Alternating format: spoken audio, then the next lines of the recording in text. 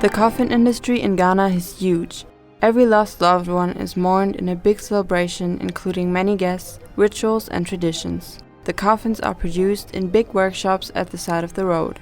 Like the one by Joseph Lamti, the secretary of the Ghanaian Coffin Association, in Ghana's capital, Accra.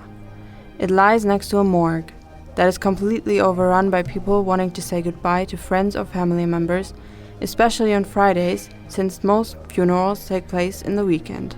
A busy highway leads directly past the workshop. Passing cars enjoy the view of the carefully displayed coffins. In finest handwork, they are produced and decorated on site. Joseph Lamti has been in the business for quite some time now. 20 good years.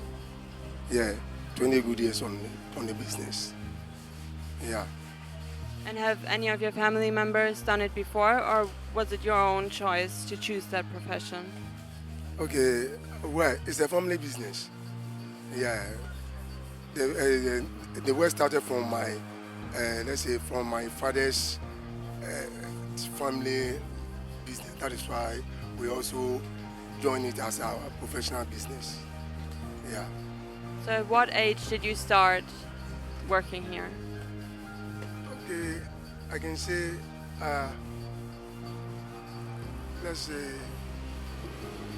15 years. 15 years of my age. Yeah. Which coffin a customer chooses depends strongly on their income and budget. While some can only afford simpler designs without much decoration, others buy coffins sprayed and ornated in finest detail. Mainly produce the normal type of standard coffins, or is it a huge part of fantasy coffins? Okay, actually it's not about the quantity or the quality. It's about being, as a family member, what you can afford.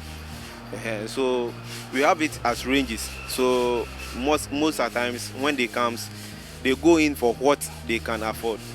Yes. So it's not about quality or quantity. It's about what you can buy. So what is the main motive that a lot of people want to bury their loved ones in? Okay, the motive is that they see as the person who is dead, the family member who is dead, when it gets something in the house and it's very huge, or they can bear on it for them to buy some huge amount of coffin, they do. But when there's nothing in the house or there's nothing home, they mellow the prices and buy what they can afford. The workers in the workshop produce 1 to 2 coffins in one day. The different working steps look like this. Most of the times in Ghana here, we do wake keeping. As wake keeping, the body will be laid in here so that there will be fire passing that night, so that early in the morning they will come close it like this. So it's the same coffin. The same coffin turns to it's a bed, also turns to coffin again, so for it to be buried. So after being close it, then you can, now the pallbearers can come and carry it to the funeral ground. Lamti and his co-worker Nana Yao also produce traditional Ghanaian fantasy coffins. They come in a variety of shapes and motives and represent something that is used to be important to the person that is buried. It can be the person's former profession, a hobby, or an unfulfilled dream. Every fantasy coffin is produced specially on account of the family's wish. That is why Joseph Lamti's workshop only publicly showcases the regular coffins and containers for cremations. In Teshi, one of the biggest producers of fantasy coffins is located. We have redfish here. Also, we have palm nut fruit. We have corn. We have sugar. And this is American football for rugby. Yeah, we have beer bottle. Beer bottle for a drunkard.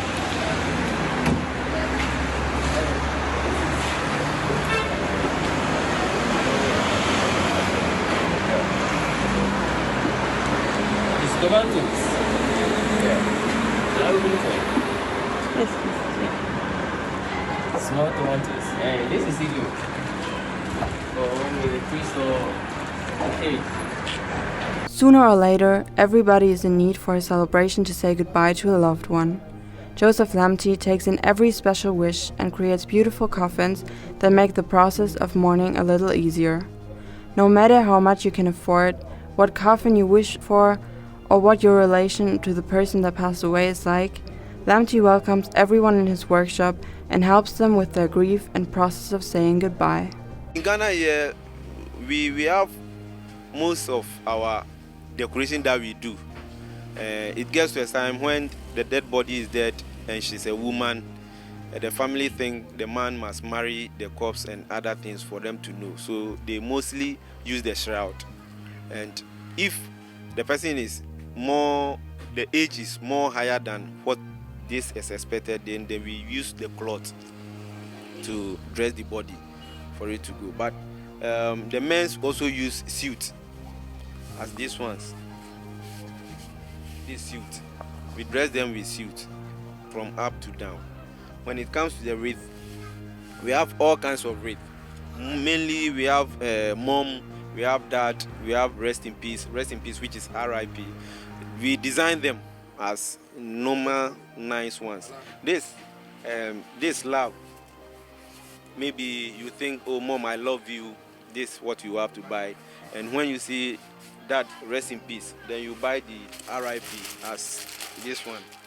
RIP meaning rest in peace. And then when you see something like this, the red and black, it's time for maybe the age that the person got is too less, so they are in grief that they use the red and black. But when it gets to the older ones, they use white and black. So it's sometimes speak about something to our Ghanaians.